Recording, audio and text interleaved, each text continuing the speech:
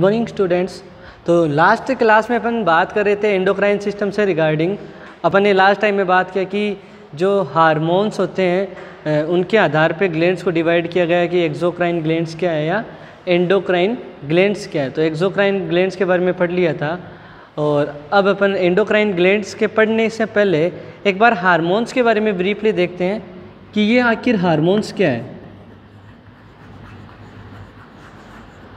ये हार्मोन्स क्या है जिनके अब देखो इनकी डेफिनेशंस के बारे में अपन ने नॉर्मली बात कर ली थी, लेकिन हार्मोन्स के टाइप्स के बारे में बात करेंगे अपन। यहाँ पे अपन हार्मोन्स के टाइप्स के बारे में बात करेंगे और ये टाइप्स किस के आधार पे होंगे, किस बेसिस पे होंगे, ऑन द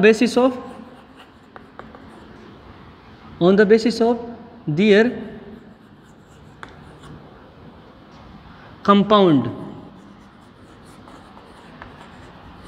कौन सा कंपाउंड? Forming compound. किससे ये फॉर्म है, किससे ये बने हुए हैं। तो यहाँ पे अपन जो बात करेंगे हार्मोन्स के बारे में, टाइप्स के बारे में, तो हम सबसे पहले अपन बात करेंगे हार्मोन्स के टाइप्स के बारे में। अपन बात करें सबसे पहले अपन बात करेंगे कितने टाइप्स के यहाँ हार्मोन्स हैं। तो यहाँ पे कितने टाइप्स के हैं? There are 3 types of hormone. यहाँ पे 3 प्रकार के हार्मोन होते हैं। जो फर्स्ट जो हार्मोन है कंपाउंड के आधार पे, अर्थात कि ये किससे बने हुए हैं उसके बेसिस पे ये 3 प्रकार के हैं। तो जो फर्स्ट है वो है amino acid derivative. Amino acid derivatives. First जो एमाइनो एसिड डेरिवेटिव्स है ये बने हुए होते हैं एमाइनो एसिड टायरोसिन से।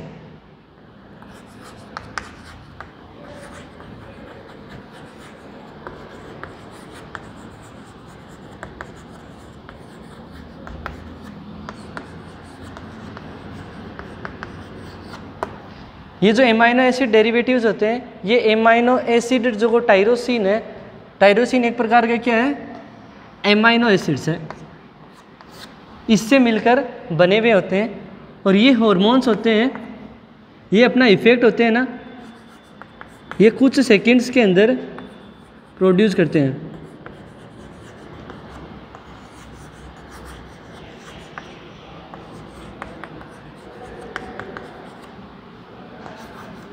कुछ ही सेकंड के अंदर ये क्या कर देते हैं, अपना जो इफेक्ट होते हैं उनको प्रोड्यूस कर देते हैं। एमाइनो एसिड डेरिवेटिव्स जो हार्मोन है जो कि टायरोसिन के बने हुए होते हैं। और इन हार्मोन्स की अगर बात करें, एग्जांपल्स की बात करें, तो इनके अंदर कौन सा आता है? एक तो आता है जो तुरंत इफेक्ट प्रोड्यूस करने वाला केटाकोलामाइन। केटाकोलामाइंस इनमें 2 होते हैं। एक होता है एड्रीनलिन जिसको एपिनेफ्रिन के नाम से जाना जाता है, जिसको एपिनेफ्रिन के नाम से भी जाना जाता है। और दूसरा है नॉर एड्रीनलिन। नॉर एड्रीनलिन जिसको नॉर एपिनेफ्रिन के नाम से भी जाना जाता है। नॉर एपिनेफ्रिन के नाम से भी जाना जाता है। अब ये जो एपिनेफ्रिन और नॉन एपिनेफ्रिन है वो रिलीज़ कहाँ से होते हैं? ये रिलीज़ कहाँ से होते हैं? जो एड्रिनल ग्लैंड है इसके 2 पार्ट होते हैं, एक होता है कोर्टेक्स और एक होता है inner part medulla. Outer cortex होता है, इनर मेडुला होता है। तो ये मेडुला से रिलीज़ होने वाले हार्मोन होते हैं जिनको कॉर्टिकोस्टेरॉइड्स के नाम, केटाकोलामाइंस के नाम से जाना जाता है। इनमें एड्रीनलिन और नॉर एड्रीनलिन होते हैं जो कि हार्ट रेट, सिंपैथेटिक एक्टिविटीज़ को बढ़ाने का काम करते हैं। हार्ट रेट वगैरह इनको रेगुलेशन का काम इनका होता है। ये जैसे ही रिलीज़ होंगे तो हार्ट रेट वगैरह बढ़ेगी, ठीक है। दूसरा होता है थायराइड हार्मोन। थायराइड हार्मोन में 3 टाइप के हार्मोन होते हैं। T3 जिसको ट्राई आयोडोथायरोनिन के नाम से जाना जाता है, ट्राई आयोडो थायरोनिन, फिर होता है T4 जिसको टेट्राआयोडोथायरोनिन के नाम से जाना जाता है।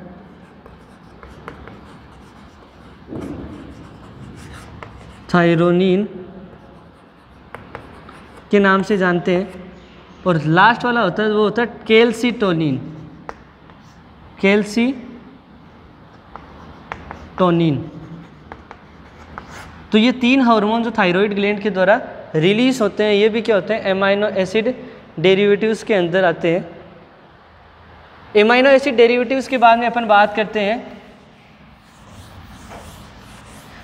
एमाइनो एसिड जो डेरिवेटिव हार्मोन है उनके बारे में अपन ने बताया कि amino acid derivatives amino acid tyrosine से बने हुए होते हैं। इनमें केटाकोलामाइन और थायराइड हार्मोन आते हैं।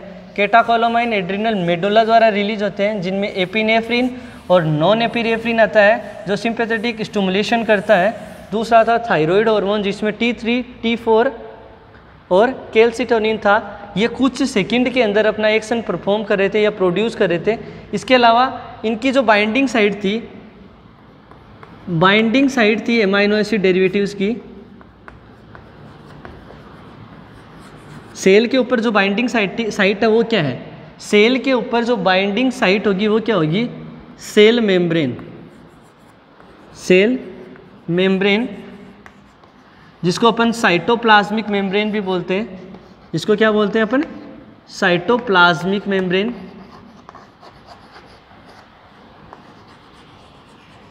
या फिर इसको अपन प्लाज्मा मेम्ब्रेन के नाम से भी जान सकते हैं, या फिर इसको बोल सकते हैं अपन प्लाज्मा मेम्ब्रेन।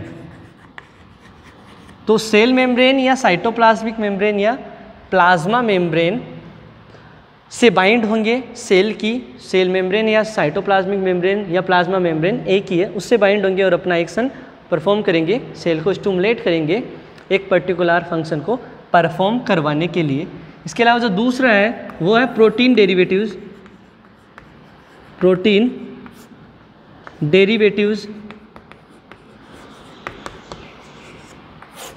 प्रोटीन डेरिवेटिव्स किसके बने होते हैं, फॉर्म्ड बाय प्रोटीन।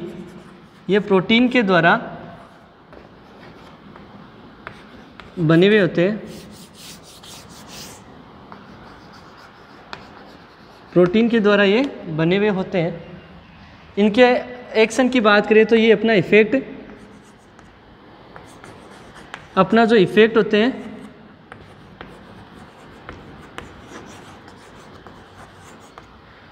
वो करते हैं कुछ हावर्स में, विद इन फ्यू हावर्स, कुछ हावर्स के अंदर अपना एक्शन परफॉर्म करते हैं प्रोटीन हार्मोन्स। इनके अंदर कौन कौन सा आता है, देखो इसके अंदर जो एग्जांपल्स की बात करें, एक तो आता है pituitary gland hormone. Pituitary gland जिसको क्या बोलते हैं अपन, मास्टर ग्लैंड बोल सकते हैं। पिट्यूटरी ग्लैंड से जो हार्मोन रिलीज होते हैं जैसे ग्रोथ हार्मोन और प्रोलैक्टिन हार्मोन, जो कि मिल्क के ग्रोथ को स्टिमुलेशन। ग्रोथ हार्मोन क्या होता है, ये क्या काम करता है, जो सेल मेटाबॉलिज्म में मदद करने वाले हार्मोन्स की कैटेगरी के अंदर आते हैं। जाइगोट से लेके और टिल एडल्ट तक क्या होता है, ये ग्रोथ के अंदर सेल की मल्टीप्लिकेशन में मदद करते हैं, जिसको अपन क्या बोल सकते हैं, हाइपरट्रोपी और हाइपरप्लेजिया कराते हैं सेल की, उसमें मदद करते हैं, सेल मेटाबॉलिज्म में मदद करते हैं। इसके अलावा प्रोलैक्टिन हार्मोन, ये क्या ग्रोथ करवाते हैं, और ये प्रोलैक्टिन होता है वो मिल्क प्रोडक्शन कराता है।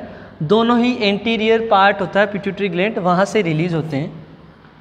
दोनों ही एंटीरियर पार्ट होता है पिट्यूटरी ग्लैंड, वहाँ से रिलीज ये होते हैं। इसके अलावा अपन बात करें कौन से हार्मोन आते हैं, तो इसके अलावा जो थायराइड ग्लैंड है उससे रिलीज होने वाला हार्मोन होता है पैराथॉर्मोन, PTH। पैराथॉर्मोन हार्मोन वो भी किसका बना हुआ होता है, प्रोटीन का बना हुआ होता है। इसके अलावा इंसुलिन वगैरह, इंसुलिन जो कि रिलीज कहाँ से होता है, आइलैंड्स या इजलैंड्स ऑफ पेनक्रियाज से जो रिलीज़ होने वाला हार्मोन है इंसुलिन, वो भी किससे बना हुआ होता है? प्रोटीन का बना हुआ होता है। ये क्या हो रहे हैं? प्रोटीन से बने हुए होते हैं, कुछ ओवर्स में अपना एक्शन परफॉर्म करते हैं। इसके अलावा इसके जो एग्जांपल है वो आपके सामने है। इसके अलावा ये क्या होते हैं, इनकी जो बाइंडिंग साइट होती है एट सेल, इनकी जो बाइंडिंग साइट होती है at cell is also cell membrane, is also cell membrane. ये इनकी बाइंडिंग साइट भी क्या होती है? सेल मेम्ब्रेन ही होती है। तो ये तो ही प्रोटीन हार्मोन्स की बात। अब अपन बात करते हैं जो सबसे लास्ट वाला है उसके बारे में, कि सबसे लास्ट में जो तीसरा टाइप है किसका? हार्मोन्स का, कि किससे मिलकर बने हुए होते हैं। तो तीसरे जो टाइप्स में बात करेंगे जो स्टेरॉइड हार्मोन है। जो स्टेरॉइड्स हार्मोन होते हैं वो मेनली किसके बने हुए होते हैं? कोलेस्ट्रॉल के बने हुए होते हैं। इसके अलावा लिपिड के भी बने हुए हो सकते हैं। स्टेरॉइड हार्मोन्स कुछ डेज से लेके कुछ मंथ्स में अपना एक्शन परफॉर्म करते हैं, और इनकी जो बाइंडिंग साइट होती है वो बाइंडिंग साइटिंग सेल के अंदर होती है, और सेल का सबसे बड़ा पार्ट इसकी बाइंडिंग साइट होती है, जिसको अपन क्या बोलते हैं? न्यूक्लियस। तो न्यूक्लियस क्या होता है? इसकी बाइंडिंग साइट होती है किसकी? स्टेरॉइड्स हार्मोन की। इसके अंदर के जो ग्लूकोकॉर्टिकॉइड, मिनरलोकॉर्टिकॉइड और सेक्स हार्मोन आते हैं। तो स्टेरॉइड्स होते हैं, ये किसके बने हुए होते हैं? Formed mainly by cholesterol, mainly cholesterol के द्वारा बने होते हैं, और में भी फॉर्म्ड बाई, और किसके बने हुए हो सकते हैं? लिपिड्स के। लिपिड्स ही तो है ये, कोलेस्ट्रॉल क्या है? तो अपन ने बात किया कि ये कोलेस्ट्रॉल के बने हुए होते हैं। इसके अलावा ये इनकी जो बाइंडिंग साइट है, जो सेल के ऊपर जो बाइंडिंग साइट होगी वो सेल का सबसे बड़ा पार्ट होगा, जिसको अपन क्या बोलते हैं? न्यूक्लियस के नाम से जानते हैं, केंद्रक, जिसके अंदर जो भी जेनेटिक मटेरियल है वो प्रेजेंट होता है। इसके अंदर ही मौजूद होता है जेनेटिक मटेरियल, मतलब जीन्स वगैरह, क्रोमोसोम्स कहाँ होते हैं? इसी के अंदर। जीन कहाँ होते हैं? वहीं पे, ठीक है। डीएनए कहाँ? वहीं पे। इसके अलावा अपन बात करें बाइंडिंग साइट की बात कर ली, फॉर्मेशन का बात कर ली। अब एक्शन, जो इनका एक्शन होगा वो कब प्रोड्यूस करेंगे? ये अपना action within days to the month, within days, कुछ दिनों में या कुछ दिनों से कुछ मंथ तक अपना एक्शन प्रोड्यूस करेंगे। ये इनकी बात हुई। अब इनके एग्जाम्पल्स की बात करें अपन, अगर एग्जाम्पल्स की अगर बात करें इनकी, तो इनके एग्जाम्पल्स कौन से स्टेरॉइड हार्मोन होते हैं? तो इनके अंदर कौन से होते हैं? पहले अपन ने बात कर ली थी, इसके अंदर आते हैं ग्लूकोकॉर्टिकॉइड, ग्लूकोकॉर्टिकॉइड,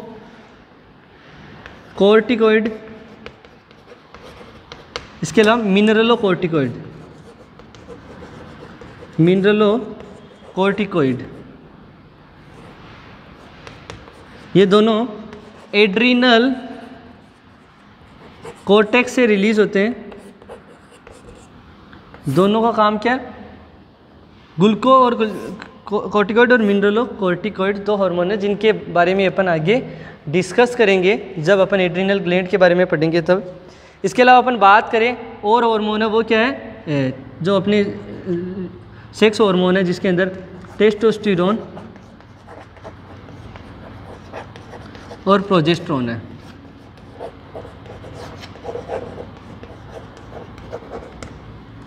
ये बात हुई अपनी किसके बारे में? टाइप्स के बारे में, कि हार्मोन्स किसके बने हुए होते हैं। अपन ने बात किया कि हार्मोन्स अपनी जो केमिकल कंपाउंड है या अपनी फॉर्मिंग कंपाउंड है उसके बेसिस पे तीन टाइप्स के होते हैं। सबसे पहले होता है एमाइनो एसिड डेरिवेटिव्स, जो कि एमाइनो एसिड टायरोसिन के बने हुए होते हैं, और उनके अंदर अपन ने एग्जांपल्स की बात की कि जो एमाइनो एसिड टायरोसिन से बने हुए जो होते हैं वो एक तो सेल मेम्ब्रेन से बाइंड होते हैं सेल के ऊपर जाके, दूसरे बाद में ये तुरंत इफेक्ट प्रोड्यूस करते हैं, जिनमें कॉर्टिकोस्टेरॉइड्स, ग्लूकोकॉर्टिकॉइड और एड्रेनलिन और नॉर एड्रेनलिन, केटाकोलामाइन थे, और इसके अलावा थायराइड हार्मोन थे। ठीक है, दूसरा था प्रोटीन हार्मोन, जो कि प्रोटीन के बने हुए हैं, जिनमें एंटीरियर पिट्यूटरी ग्लैंड के हार्मोन थे, पेनक्रियाज था, और क्या था, पेनक्रियाज के बारे में बात की थी, एंटीरियर पिट्यूटरी ग्लैंड, और पैराथॉर्मोन हार्मोन जो PTH के नाम से जाना जाता है। इसके अलावा जो स्टेरॉइड्स हार्मोन है, इनके बारे में बात की कि ये हार्मोन जो कि सेल के न्यूक्लियस से जुड़ते हैं, कुछ डेज से लेकर कुछ मंथ्स तक अपना एक्शन प्रोड्यूस करते हैं, और इनके अंदर जो हार्मोन आते हैं उनमें ग्लूकोकोर्टिकॉइड, मेंडोलोकोर्टिकॉइड, टेस्टोस्टेरोन और प्रोजेस्टेरोन जैसे हार्मोन्स आते हैं। ये तो ही टाइप्स के बारे में बात। अब देखो, ये तो क्या ग्लैंड से हार्मोन रिलीज हो रहे हैं। कई बार क्या होता है, जैसे अपन देखते हैं बॉडी के अंदर कि बॉडी के अंदर कोई पर्टिकुलर ऑर्गन है या पर्टिकुलर टिश्यू है, वो कुछ ऐसी सेल्स कंटेन करते हैं, उनके अंदर जो ऑर्गन्स या जो टिश्यू के अंदर कुछ ऐसी सेल्स प्रेजेंट होती है जो कि हार्मोन को रिलीज करती है, लेकिन वो एंडोक्राइन सिस्टम का पार्ट उसको नहीं मानते अपन। ऐसे हार्मोन्स की अपन बात करें तो जैसे हार्ट है, हार्ट 2 हार्मोन रिलीज कर रहा है वैसे, एक एट्रियम करता है हार्ट का, एक वेंट्रिकल करता है। एट्रियम से एट्रियल नाइट्रियूरेटिक पेप्टाइड, जिसको ANP के नाम से जानते हैं, एट्रियल नाइट्रियूरेटिक पेप्टाइड जिसको ANP के नाम से जानते हैं। दूसरा है वेंट्रिकल से रिलीज होने वाला BNP, ब्रेन नाइट्रियूरेटिक पेप्टाइड या वेंट्रिकुलर नाइट्रियूरेटिक पेप्टाइड VNP के नाम से जानते हैं। अब ANP की अगर बात करें, ये ANP कब होता है, ये स्ट्रेचिंग करवाता है। ये क्या करता है, कार्डियक मसल्स, मतलब ये मायोकार्डियम के द्वारा रिलीज होंगे, एट्रियम की मायोकार्डियम द्वारा या मतलब कार्डियक मसल द्वारा रिलीज होंगे। और ये क्या करेंगे, कब रिलीज होंगे, एट स्ट्रेचिंग। तो अपन क्या बोल सकते हैं, ये क्या करवाते हैं, स्ट्रेचिंग करवाते हैं। और इनका जो नॉर्मल लेवल होता है वो 22 से 27 नैनोग्राम पर DL होता है, ठीक है। ये तो है ANP। और इस ANP के अगर काम की बात की जाए, ये क्या करता है, किडनी के ऊपर एक्शन परफॉर्म करता है, और क्या करता है, सोडियम और वाटर का जो रिटेंशन होता है उसको घटाता है, मतलब सोडियम और वाटर के एक्सक्रीशन को बढ़ाता है। बॉडी से बाहर सोडियम और वाटर के एक्सक्रीशन को बढ़ा रहा है, मतलब ब्लड प्रेशर रेगुलेशन में मदद करता है। जब भी BP बढ़ती है तो ये रिलीज होगा, स्ट्रेचिंग में मदद करता है और किडनी पर एक्शन परफॉर्म करेगा, सोडियम और वाटर का एक्सक्रीशन को बढ़ाएगा और BP को मेंटेन करेगा। दूसरा है ब्रेन नाइट्रियूरेटिक पेप्टाइड, जो कि रिलैक्सेशन या डायलेशन में, मसल रिलैक्सेशन में मदद करता है, मसल रिलैक्सेशन में मदद करता है। ब्रेन नाइट्रियूरेटिक पेप्टाइड ये हार्मोन होता है, इसका ये कन्फर्मेटिव टेस्ट में मदद करता है। BNP लेवल अपन चेक कर सकते हैं। कंजस्टिव कार्डियक फेलियर या कंजस्टिव हार्ट फेलियर एक ही चीज़ है, कंजस्टिव हार्ट फेलियर या कंजस्टिव कार्डियक फेलियर एक ही चीज़ है। इसके अंदर क्या होता है, इसका लेवल बढ़ता है क्या, क्योंकि वो मसल्स ओवर स्ट्रेच होती है। एक्टिन और मायोसिन जो स्ट्रेचिंग में मदद कर रही थी वो अब क्या हो चुकी है, अपना फेल हो चुकी है अपना एक्शन परफॉर्म करने में, और ओवर स्ट्रेचिंग होने की वजह से क्या हुआ, रिलैक्स हुई मसल्स, और रिलैक्स के टाइम BNP रिलीज हुआ। और BNP का लेवल होता है, नॉर्मल जो लेवल होता है वो लेस देन होता है, लेस देन नॉर्मल। अपन 100 के आसपास पढ़ते हैं, 100 to 200 mg नैनोग्राम पर DL ये अपन पढ़ते हैं। और 200 से अबव होता है तो कंजस्टिव हार्ट फेलियर माना जाता है। और कंजस्टिव हार्ट फेलियर में माइल्ड, मॉडरेट और सीवियर होता है। तो 300 से अबव है, 300 से 600 के बीच में है, 600 से 900 के बीच में है, और मोर देन 900 है, 900 नैनोग्राम मोर देन है। तो क्या ये तो माइल्ड कंजस्टिव हार्ट फेलियर होता है, ये मॉडरेट होता है, और ये सीवियर कंजस्टिव हार्ट फेलियर होता है। ये नॉर्मल लेवल था 100 to 200, इसका था 22 से 27, और इसका काम मैंने बता ही दिया। ये सेल कंटेन करता है एक ऑर्गन अपना एक स्पेशल सेल रखता है जो हार्मोन रिलीज करता है, लेकिन वो एंडोक्राइन का पार्ट नहीं माना जाता, एंडोक्राइन ग्लैंड्स के अंदर उनको शामिल नहीं किया जाता, एंडोक्राइन सिस्टम में शामिल नहीं किया जाता। दूसरी बात करते हैं, किडनी भी तो क्या हार्मोन रिलीज करती है। किडनी 3 प्रकार के हार्मोन रिलीज करती है। एक होती है उसकी जीजे सेल, जेजी सेल, जिसको जक्स्ट्रा ग्लोमेरुलार सेल के नाम से जानते हैं, जो कि रेनिन को रिलीज करती है। और रेनिन क्या करता है, ब्लड प्रेशर रेगुलेशन में मदद करता है। रेनिन एंजियोटेंसिन सिस्टम बनाता है, सोडियम वाटर रिटेंशन करता है और बीपी को मेंटेन करता है, वेजो कॉन्स्ट्रिक्शन का काम करता है। रेनिन, रेनिन का नाम सुना है ना। एक हार्मोन होता है किडनी के द्वारा रिलीज होने वाला रेनिन, ये रास सिस्टम होता है, रेनिन एंजियोटेंसिन सिस्टम, उसको एक्टिवेशन करता है। एंजियोटेंसिन, रेनिन से angiotensin converting enzyme, angiotensin first, angiotensin second, ठीक है, ये बनता है। एंजियोटेंसिन सेकंड वेजो कॉन्स्ट्रिक्शन करता है, सोडियम और वाटर का रिटेंशन करता है और बीपी को मेंटेन करता है। रेनिन के बारे में बता दिया। रेनिन कहाँ से होता है, जेजी सेल, जेजी सेल मतलब juxtaglomerular cell, juxtaglomerular cell of kidney, यहाँ से ये रिलीज होगा। जेजी सेल या जक्स्ट्रा ग्लोमेरुलार सेल से रेनिन रिलीज होगा, वेजो कॉन्स्ट्रिक्शन बीपी को मेंटेन करने का काम करता है रेनिन। ध्यान रखना, वेजो कॉन्स्ट्रिक्शन करेगा, बीपी को मेंटेन करने का काम करेगा। दूसरा होता है यहाँ पे इरिथ्रोपोइटिन, जो कि आरबीसी के प्रोडक्शन में मदद करता है। इरिथ्रोपोइटिन हार्मोन जो कि आरबीसी के प्रोडक्शन में मदद करता है। ये कहाँ से रिलीज होगा, इंटरस्टिशियल जो ट्यूबुलर सेल होगी किडनी की, interstitial tubular cell of kidney, और वहाँ से रिलीज होगा और आरबीसी के प्रोडक्शन में मदद करेगा, बोन मेरो में जहाँ इसका प्रोडक्शन होता है। और तीसरा होता है 125 डिहाइड्रोक्सी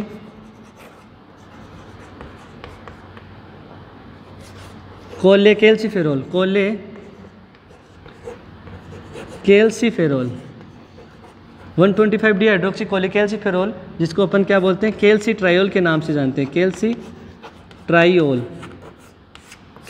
के नाम से जानते हैं। 125 डिहाइड्रोक्सी कोलेकेल्सिफेरोल या कैल्सिट्रायोल, इसका क्या काम है, क्या काम होता है 125 डिहाइड्रोक्सी कोलेकेल्सिफेरोल का।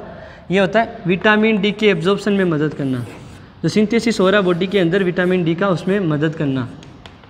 विटामिन डी को किस नाम से जानते हैं, कैल्सिफेरोल के नाम से। एक होती है अर्गोकैल्सिफेरोल D2, एक होती है कोलेकेल्सिफेरोल D3, 2 फॉर्म होती है।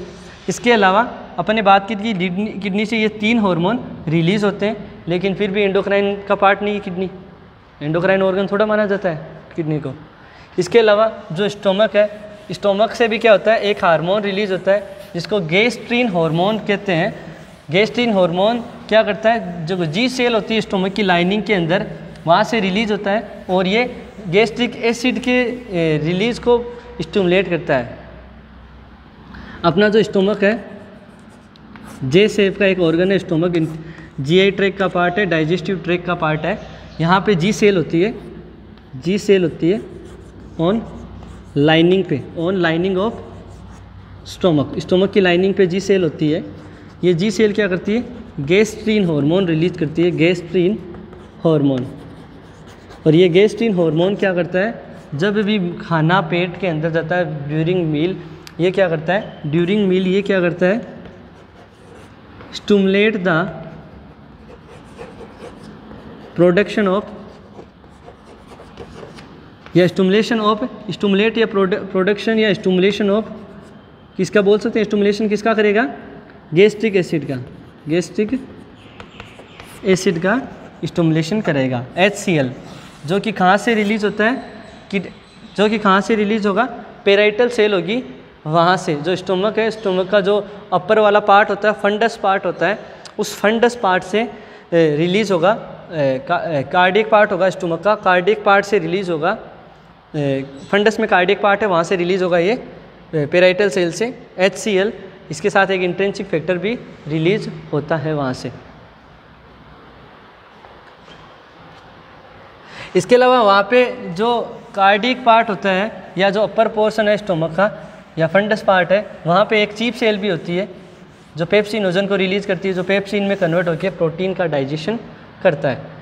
तो स्टोमक की बात हो गई। स्टोमक के बाद में बात करते हैं अपन इंटेस्टाइन की। इंटेस्टाइन का एक सबसे छोटा पार्ट होता है ड्यूडेनम, जिसकी लेंथ होती है 25 सेंटीमीटर, या फिर स्मॉलेस्ट पार्ट होता है जी। इंटेस्टाइन का सबसे छोटा पार्ट होता है ये। यहाँ पर एक सेल होती है एस शेप की एक सेल होती है,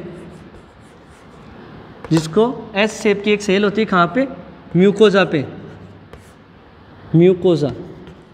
इंटेस्टाइन की जो लाइनिंग है, 4 लाइनिंग है, उसमें से एक होती है म्यूकोजा। म्यूकोजा में एस शेप की एक सेल होती है, वहाँ पे एक ग्लैंड प्रेजेंट होती है। उस ग्लैंड को ब्रूनर्स ग्लैंड के नाम से जानते हैं, ब्रूनर्स ग्लैंड के नाम से जाना जाता है।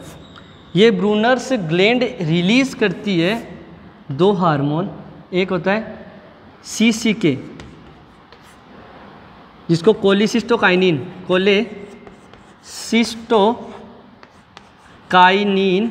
या पेनक्रियोजाइमिन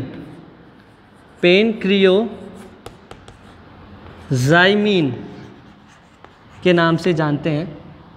इसका ये क्या है? एक प्रकार का पेप्टाइड हार्मोन होता है, पेप्टाइड हार्मोन होता है ये, जो कि पेनक्रियाज को क्या करता है? कॉन्स्ट्रिक्ट करता है। पेनक्रियाज को क्या करता है? कॉन्स्ट्रिक्ट करता है। और पेनक्रियाज को कॉन्स्ट्रिक्ट करेगा तो पेनक्रियाटिक जूस या एंजाइम जो रिलीज़ होंगे, और वो एंजाइम क्या करेंगे? जो प्रोटीन और फैट का डाइजेशन करने में मदद करेंगे। ये क्या करेंगे? प्रोटीन और फैट का डाइजेशन करने में मदद करेंगे।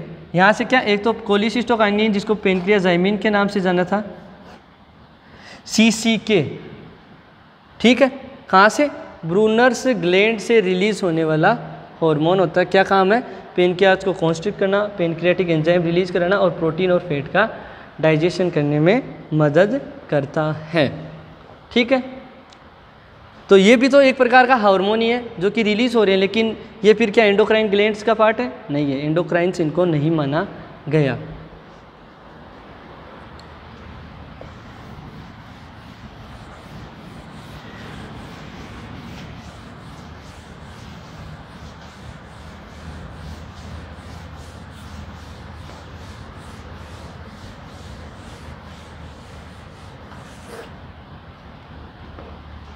अब अपन बात करते हैं रेगुलेशन के बारे में, हार्मोन के रेगुलेशन के बारे में।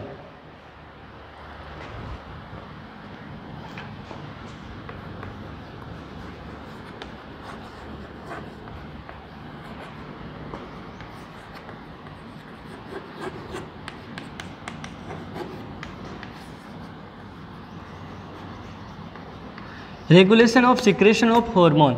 देखो, हार्मोन का सिक्रेशन कब करवाना है, कब नहीं करवाना है, कब इसको बढ़ाना है, कब इसको घटाना है, कब इसकी ज़रूरत है, उस हिसाब से इसका रेगुलेशन कैसे होता है। इसका रेगुलेशन, हार्मोन्स का रेगुलेशन कैसे होता है? ब्लड के अंदर एक तो डायरेक्टली होता है, जैसे ब्लड लेवल के आधार पे, जैसे इंसुलिन है, इंसुलिन का ब्लड लेवल, जैसे ये क्या करते हैं, फ्लूइड या एनर्जी को मेंटेन करने वाले हार्मोन होते हैं, जिनमें इंसुलिन और ग्लूकागोन होते हैं, फ्यूल मेंटेनिंग हार्मोन के नाम से जानते हैं। इनमें एक तो होता है fuel maintaining hormone, fuel maintaining hormones, या फिर एनर्जी को मेंटेन करने का काम करते हैं। इनमें आता है एक तो इंसुलिन। ये कब रिलीज़ हुआ? जैसे क्या हुआ, एनर्जी या ग्लूकोज का लेवल जब बॉडी में ज़्यादा होता है तो इंसुलिन रिलीज़ हो गया। जब ग्लूकोज का लेवल कम होता है तो ग्लूकागोन रिलीज़ होता है। ग्लूकागोन जो कि ग्लाइकोजन को, जो स्टोर फॉर्म है ग्लूकोज की, उसको ग्लाइकोजन को ग्लूकोज में कन्वर्ट कर देता है, ग्लाइकोजन को ग्लूकोज में कन्वर्ट कर देता है।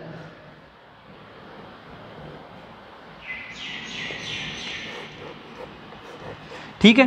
तो ये हार्मोन क्या, फ्यूल या एनर्जी को मेंटेन करने वाले हार्मोन जो कि डायरेक्ट ब्लड लेवल पे डिपेंड करता है।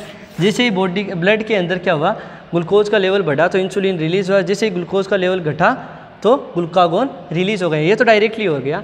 और एक सबसे ज़्यादा जो महत्वपूर्ण है वो है negative feedback mechanism. Negative feedback mechanism जो हार्मोनल रेगुलेशन में काफ़ी ज़्यादा महत्वपूर्ण है और सबसे ज़्यादा मैक्सिमम नेगेटिव फीडबैक मैकेनिज्म ही होती है बॉडी के अंदर। नेगेटिव फीडबैक मैकेनिज्म होती है हार्मोन के रेगुलेशन में, कब इसका सिक्रेशन करवाना है, कब इसका सिक्रेशन हार्मोन का नहीं करवाना। तो यहाँ पे क्या होता है, एक होता है अपना हाइपोथैलेमस जिसको हेडमास्टर के नाम से जाना जाता है, हाइपोथैलेमस। ये हाइपोथैलेमस क्या होता है, डिक्टेटर के नाम से जानते हैं इसको, डिक्टेटर।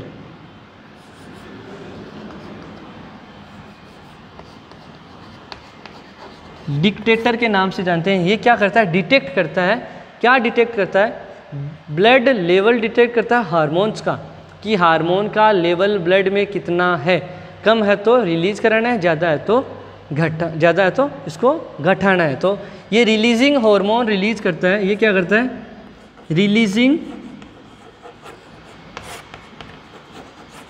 रिलीजिंग हार्मोन रिलीज करता है। ये दो प्रकार के हार्मोन होते हैं रिलीजिंग।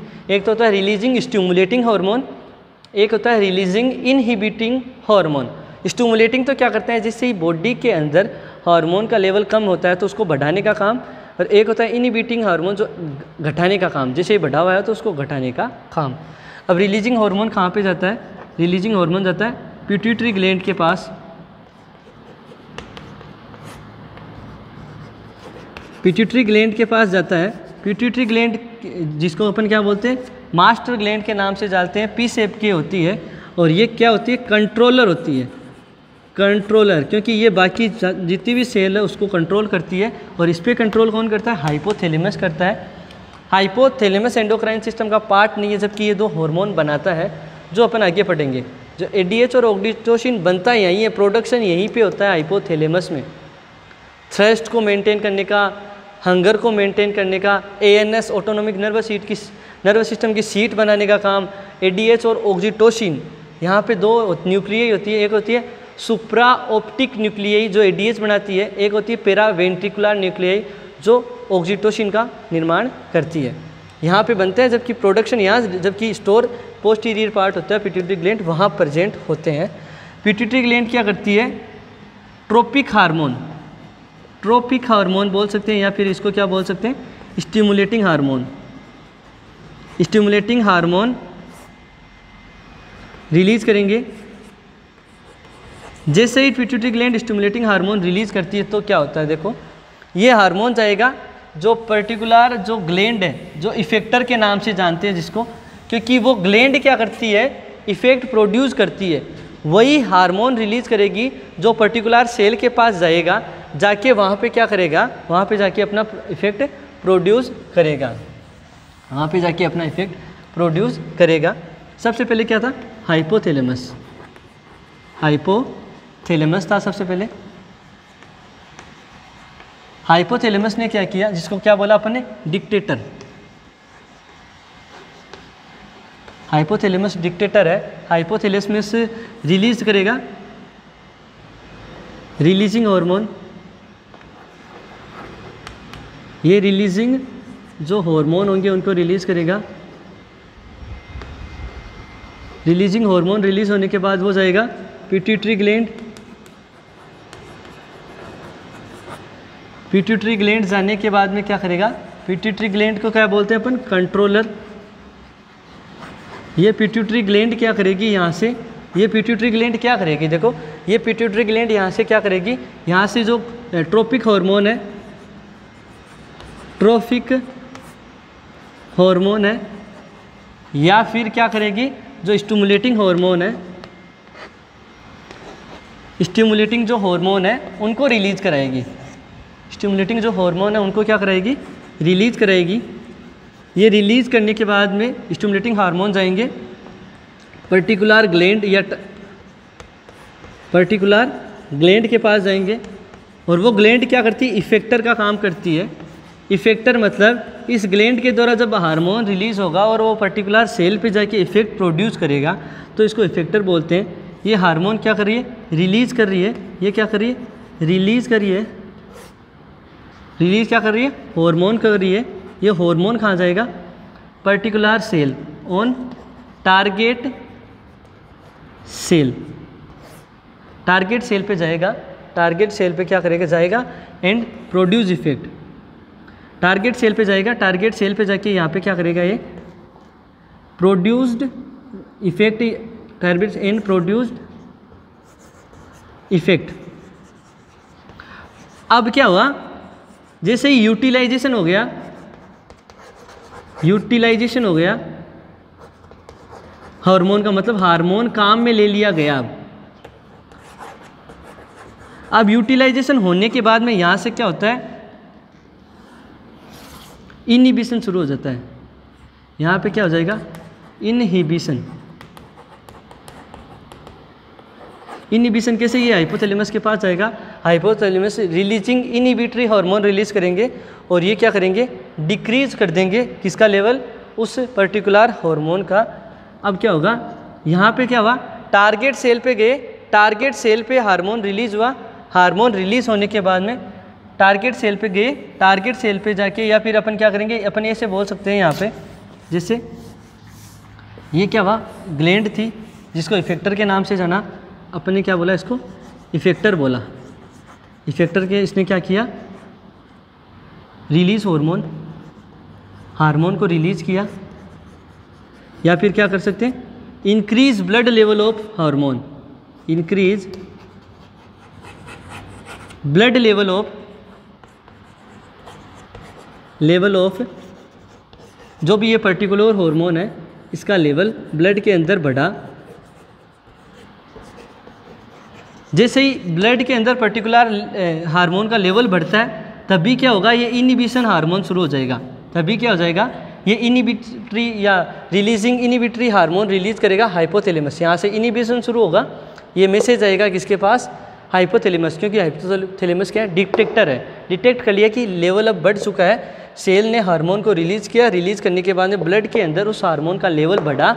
लेवल बढ़ते ही यहाँ से मैसेज गया इनहिबिशन का हाइपोथैलेमस के पास। हाइपोथैलेमस ने रिलीजिंग इनहिबिटरी हार्मोन रिलीज़ किया और यहाँ पे उसके बाद में क्या हो रहा है, यहाँ पे वो हार्मोन यूटिलाइजेशन कर रहा है। यूटिलाइजेशन हो चुका है हार्मोन्स का, या हार्मोन्स ने अपना क्या किया, एक्शन या फिर अपना जो इफेक्ट है वो प्रोड्यूस कर दिया, इफेक्ट प्रोड्यूस कर दिया।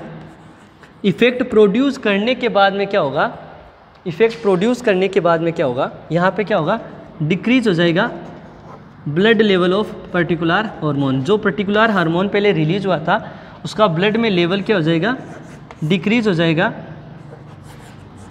अब यहाँ से जैसे पर्टिकुलर जिस हार्मोन का लेवल डिक्रीज हुआ, अब यहाँ से मैसेज आएगा, पॉजिटिव मैसेज या पॉजिटिव फीडबैक जाएगा। यहाँ पे क्या होगा, स्टिमुलेशन होगा। यहाँ पे रिलीजिंग स्टिमुलेटिंग, जो रिलीजिंग हार्मोन रिलीज करेगा कौन, हाइपोथैलेमस। हाइपोथैलेमस जैसे कोर्टिकोस्टेरॉइड या TSH thyroid stimulating hormone releasing hormone, thyroid stimulating releasing hormone यहाँ से रिलीज करेगा एग्जाम्पल के तौर पे, क्योंकि यहाँ पे क्या करा, स्टिमुलेटिंग रिलीजिंग हार्मोन ये रिलीज़ करेगा और वापस ये मैकेनिज्म ऐसे चलती रहती है। जब ज़रूरत होती है तब, जब ज़रूरत होती है तब लेवल बढ़ता है और तभी लेवल घटता है। ये क्या करता है, बॉडी का जो इंटरनल एनवायरनमेंट है उसके बीच में होम्योस्टेसिस मतलब कि इक्विलिब्रियम मेंटेन रखने का काम करता है, सामंजस्य बनाए रखने का काम करता है बॉडी के अंदर के एनवायरनमेंट के अंदर एनवायरनमेंट में सामंजस्य बनाता है। तो इस हिसाब से यहाँ से स्टिमुलेशन होगा। जैसे लेवल इंक्रीज हुआ तो इनहिबिशन का मैसेज गया, जैसे लेवल डिक्रीज हुआ तो स्टिमुलेशन का मैसेज गया। तो ये नेगेटिव फीडबैक मैकेनिज्म है जिसके थ्रू अपन क्या करते हैं, हार्मोनल रेगुलेशन कर सकते हैं बॉडी के अंदर, हार्मोनल रेगुलेशन कर सकते हैं बॉडी के अंदर। इसके अलावा जैसे अपन बात करें, मोस्ट ऑफ जो बॉडी के अंदर हार्मोनल रेगुलेशन होता है वो नेगेटिव फीडबैक के मैकेनिज्म के थ्रू होता है। कुछ जो डायरेक्ट ब्लड लेवल पे डिपेंड कर रहा था, जैसे इंसुलिन और ग्लूकोज का। इसके अलावा क्या होता है, जैसे ड्यूरिंग डिलीवरी डिलीवरी के time, during delivery oxytocin release होता है। क्या रिलीज होता है? ऑक्सीटोसिन। ये नेगेटिव फीडबैक मैकेनिज्म में नहीं आता, मतलब बॉडी को जैसे डिमांड ज़रूरत हुई, डिमांड बढ़ी, उस हिसाब से ये रिलीज़ हो गया। ठीक है। इसके अलावा जो ब्लड कोगुलेशन के टाइम में, ब्लड कोगुलेशन के टाइम में होता है जो हार्मोन रेगुलेशन, वो भी नेगेटिव फीडबैक मैकेनिज्म में नहीं आता। डिलीवरी के टाइम ऑक्सीटोसिन का रिलीज़ होना नेगेटिव फीडबैक मैकेनिज्म में नहीं आता, नहीं आता। ठीक है। इसके अलावा ब्लड कोगुलेशन के दौरान जो आएगा हार्मोन रिलीज होगा, वो भी क्या होगा?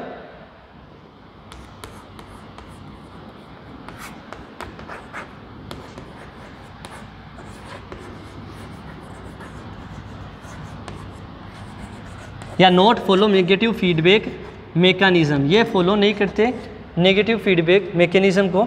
ब्लड कोगुलेशन के दौरान हार्मोन का रिलीज होना, डिलीवरी के दौरान ऑक्सीटोसिन का रिलीज होना, इसके अलावा मिल्क प्रोडक्शन या मिल्क इजेक्शन, मिल्क सिक्रेशन या मिल्क इजेक्शन, ये होना भी नेगेटिव फीडबैक मैकेनिज्म के अंदर नहीं आता। ये 3-4 चीज़ें हैं जिनको ध्यान रखना जो नेगेटिव फीडबैक मैकेनिज्म को फॉलो नहीं करती। Milk production, milk secretion, milk ejection, delivery के दौरान ऑक्सीटोसिन का रिलीज होना और ब्लड कोगुलेशन के दौरान हार्मोन का रिलीज होना, ये नेगेटिव फीडबैक मैकेनिज्म को फॉलो नहीं करता। बाकी लगभग बॉडी में नेगेटिव फीडबैक मैकेनिज्म ही होती है, और कुछ डायरेक्ट होता है ब्लड प्लाज्मा के लेवल पे, ब्लड लेवल हार्मोन का, जैसे इंसुलिन और ग्लूकोज, वो डायरेक्ट होता है। तो ये तो था अपना नेगेटिव फीडबैक मैकेनिज्म कि हार्मोन्स का रेगुलेशन किस हिसाब से होता है। अब अपन कल पढ़ेंगे एक तो हाइपोथैलेमस के बारे में, और एक बाकी जितनी भी ग्लैंड्स हैं उनके बारे में अपन कल स्टडी करेंगे। तो आज की क्लास यहीं ख़त्म होती है। Thank you students.